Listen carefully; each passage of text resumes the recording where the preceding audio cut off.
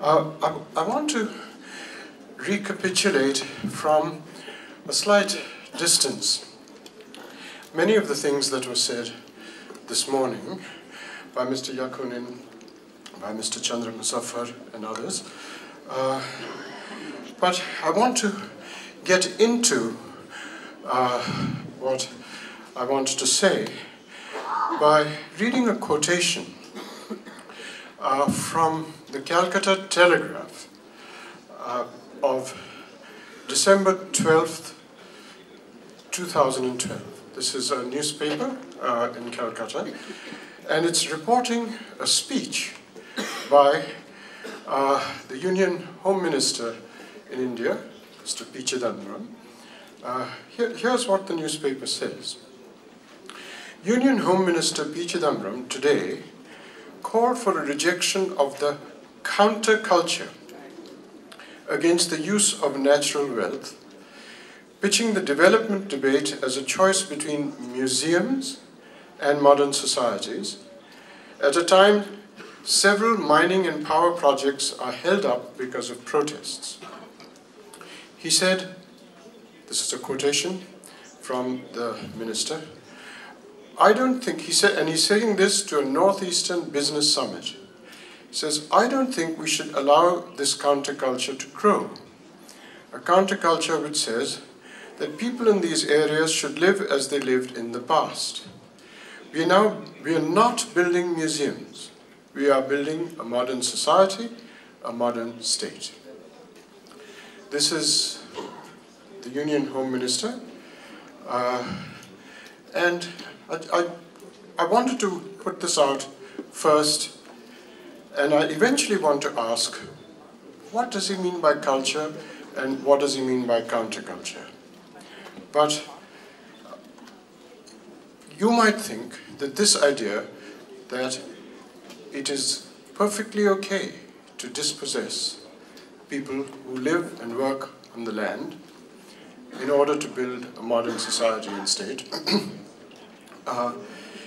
is just some minister who is simply sort of in the working in the interests of corporations, given the policies of the state in India. You might think this is just a minister, so why should we expect anything different?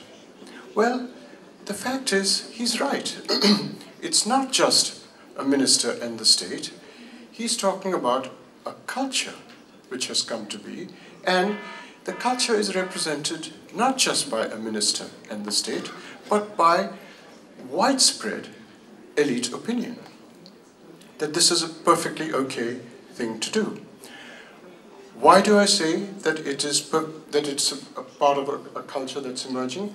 Because here is what probably one of the most humane, prominent economists in India also has said, and that is Amartya Sen, whom I admire greatly and whose work we have all learned from. Here's what Amartya Sen says also. This he said in Financial Times opinion page article about the same sorts of protests that were being made in Bengal. Amartya Sen said, England went through its pain to create its Manchesters and Londons. India will have to do so too. This is not a minister. This is probably the most humane economist amongst the famous economists from a country like India, perhaps anywhere. This is Amartya Sen. That's what I mean by the fact that it is a very widespread elite opinion, when even humane economists will say something like this. Now, think of it. Just think of the fact that Amartya Sen has made a historical analogy.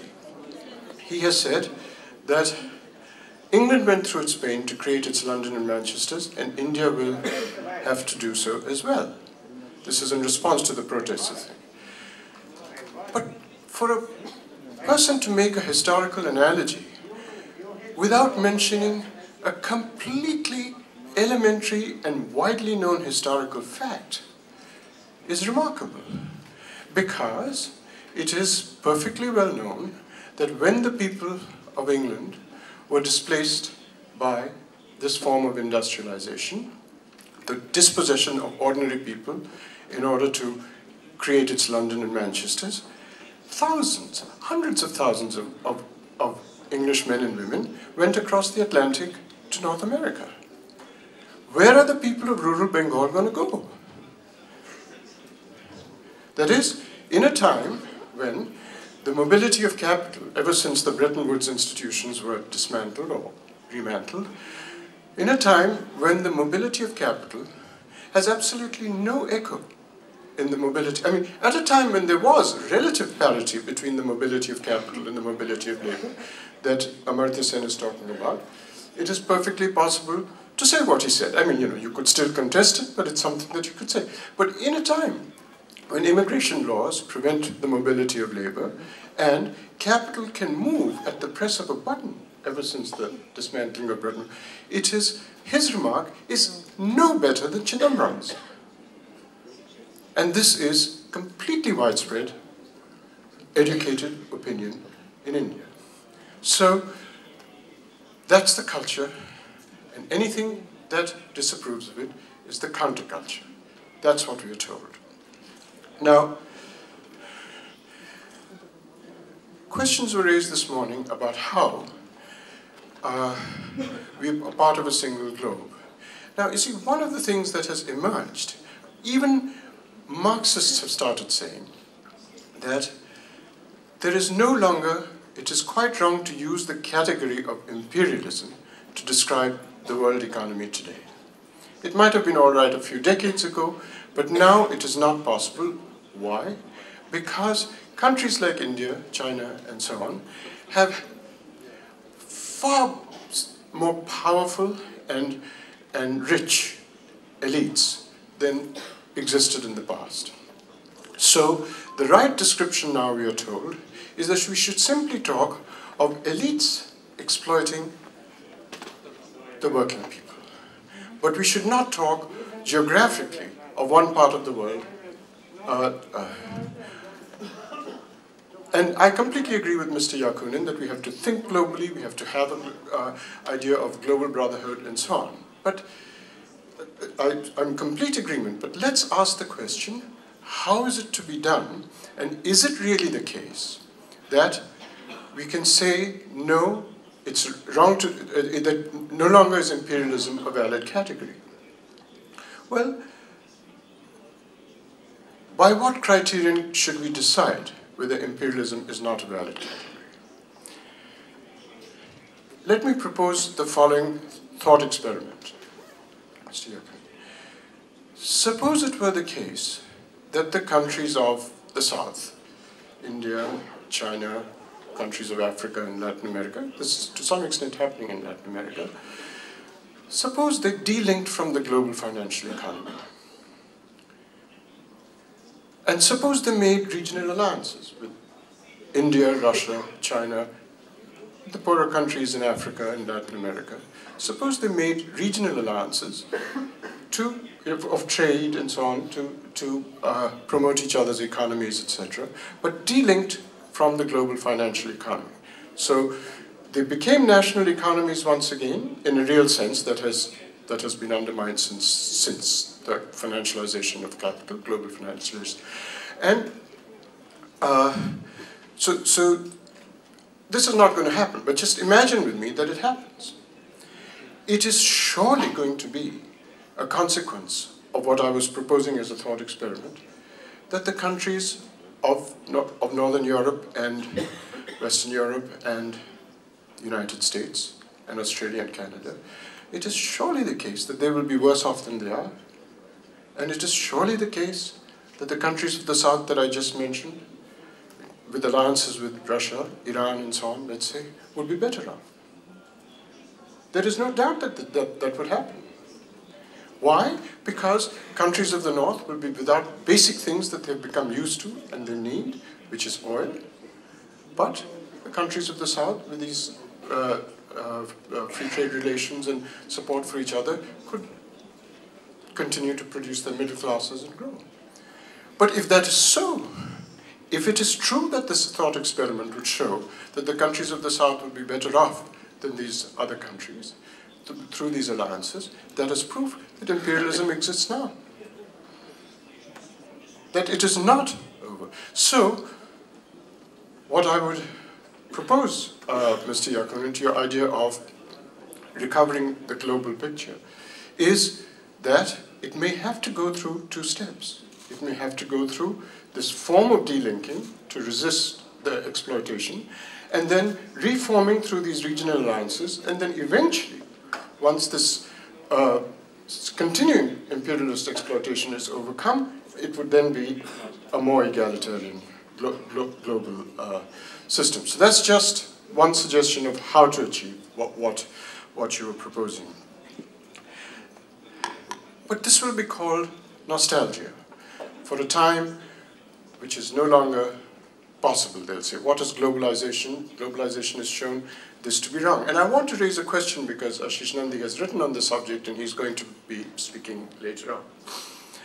But there is this persistent and insistent charge against anybody who proposes anything of this kind that we are speaking nostalgically for a bygone period.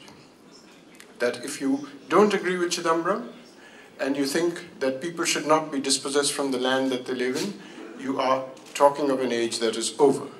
Right? The end of history, as somebody pointed out. You know, we're part of liberal democratic economies, which is basically, right now, globalization of this neoliberal kind. Well, it's the end of history. This is what we are permanently to live with. And so we are thinking of a prehistoric period, or a historic period because the history is over. What shall we say about this charge of nostalgia? Now, you know, the word nostalgia is a very peculiar word because it's saying that, you know, there's a phenomenon everywhere that we can speak of, which I'd like to call the "it's too late" phenomenon. What does "it's too late" mean? Well, here's an example. It's too late to go back to the 1967 borders in Israel. Why? Because there's just too many settlements now. It's too late. It's nostalgic. It's for a time that was over. It's impossible to do it. It's too late. So it's this. Well, the West and the North is very selective about what's too late. They will say that about Israel and 1967 borders, but they never said it about the Soviet Union. They never said, well, 1/3 of the world is gone over to, you know, there's no more any private capital there. There's state ownership of capital and land. It's hopeless. Let them be what they are. 1/3 of, they went after them, they propagandized, they fought wars, and they made sure that it was over. Now, I'm not saying whether they were, I'm not talking about rights and wrongs here. I'm just talking about the selectivity of what it is that you can be nostalgic about and what it is that you can't. It's driven by an ideological selectivity. And I should perhaps point out that medieval scholastics probably said of the most creative people in the Renaissance, these people are nostalgic. They're looking back to a previous era of a bygone classical age. And anybody who's creative and wants to make radical criticisms of the present is going to be accused of nostalgia, and we should not be made afraid of that. So let's ask the question, what is meant by culture and what is meant by counterculture? So what does the counterculture believe? How did the culture come about such that Chidambaram could say, we believe in the culture of the modern and all these people are counterculturalists? What are these changes? When did they come about? Where did they come about? So let's take Chidambaram's idea. It is perfectly okay to take over the land of people who live by it to build a modern society and state. Right? When did this culture emerge? When the following things happened. The concept of nature became the concept of natural resources. That's one transformation. That's how the so-called counterculture became a culture. The concept of nature itself became the concept of natural resources. There was no concept, no longer a concept of nature. It is equivalent to the, actually deeper than that is a view which I would say is a superstition of modernity. It's a superstition of modernity, which is that you define nature as that which the natural sciences study and nothing else. There's no other meaning to nature than what the natural sciences study. And that's a superstition of modernity. By superstition I mean nobody knows when that proposition was proved, and nobody knows how it helps us to live better.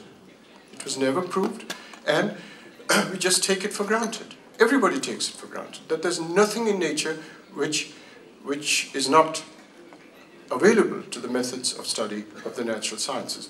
That underlies the further idea that nature is natural resources. And there's no reason to believe it, because you can't be accused.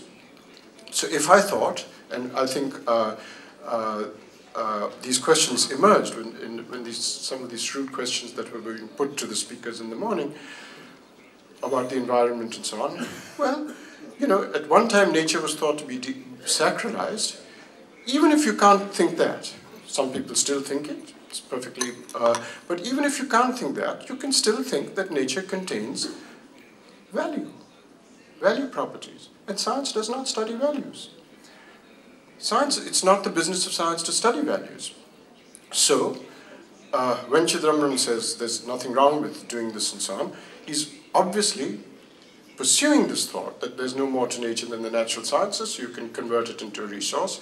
But there's nothing unscientific about saying that nature is not what the natural sciences study, because it contains values which you have to respect. It's not unscientific because you can only be unscientific if you contradict some proposition in some science. And no science says that nature is equated with what the natural sciences study. That's not a proposition in science. So I ask you to consider, when you raise questions of the counterculture and so on, whether anybody has ever proved which is the culture and which is the counterculture, or is it still just an unproven dogma? Thank you very much. Professor, okay, we decided that we will have the possibility for discussion, that means questions. Due to the time limit, 2 questions. Please, don't express your opinion, because for that we have other sessions. Now the questions. Okay, backstage please, and you are the second. That's it. Yeah. Please give the microphone. Okay, while the microphone is coming to you, you can come to the microphone yourself.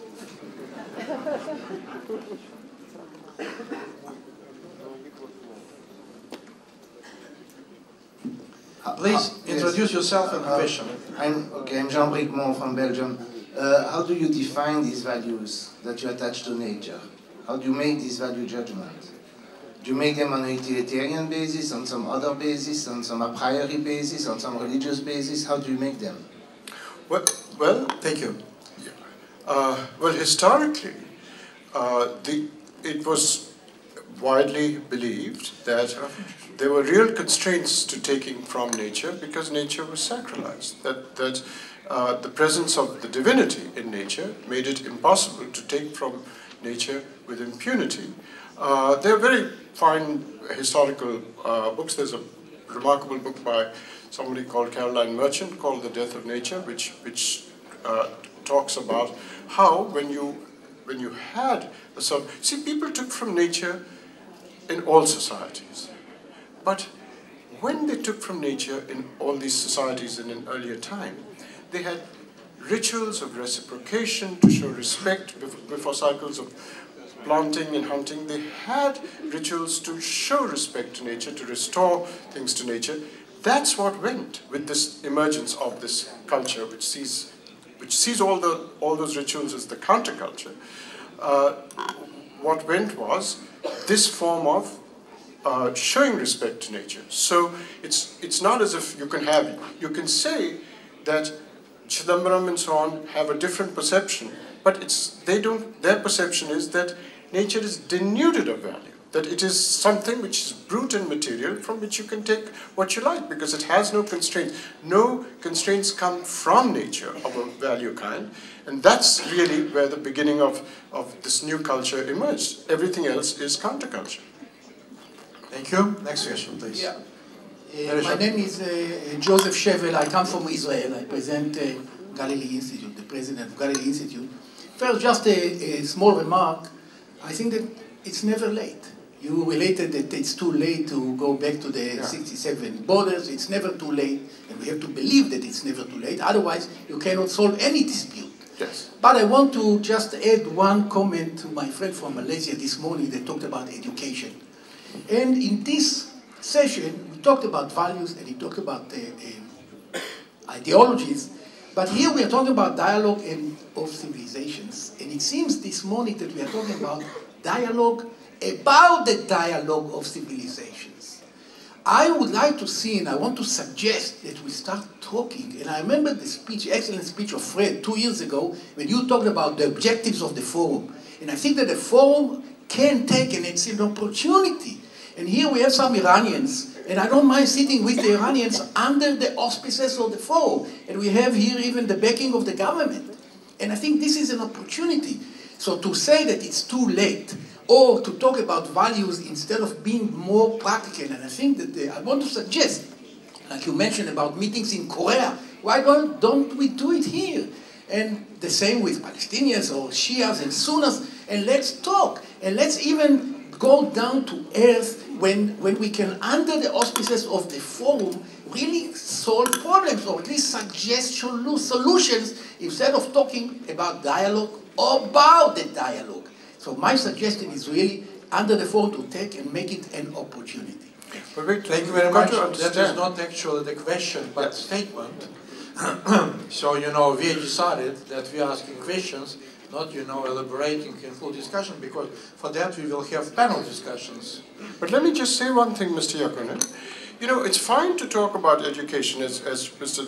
Muzaffar did in you, but, you know, you've got to understand one thing, that I don't believe that real education on public matters, on political matters, you know, I'm not talking about physics at all, but real education on politics and public matters does not take place in classrooms. It does not take place in editorials of newspapers. Look, there is one exception. There's a remarkable, the whole of the Middle East was changed. The whole map of the Middle East was changed because of one television station, which has actually started doing terrible things in the last 10 years, but for about 12 years, one television station changed the map by telling the people of those countries just how corrupt the elites were. One television station did that, that's Al Jazeera. No country in the world has such a television station. No country in the world has a newspaper which tells things of this kind that Al Jazeera did. It's unique. So I don't believe newspapers is where people get educated. You know, a few people will talk about equality and imperialism, but, you know, a few editorials, a few professors will say it in classrooms. But education of the kind that Mr. Muzaffar was asking for and you're asking for only happens at the sites of movements. It does not happen in classrooms. It does not happen. It happens at the sites of popular movements. And, I mean, Gandhi showed that.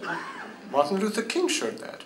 You know, in America, people talked of racial equalities in classrooms and so on, but until Martin Luther King and Malcolm X started a movement, people did not get educated into racial equality.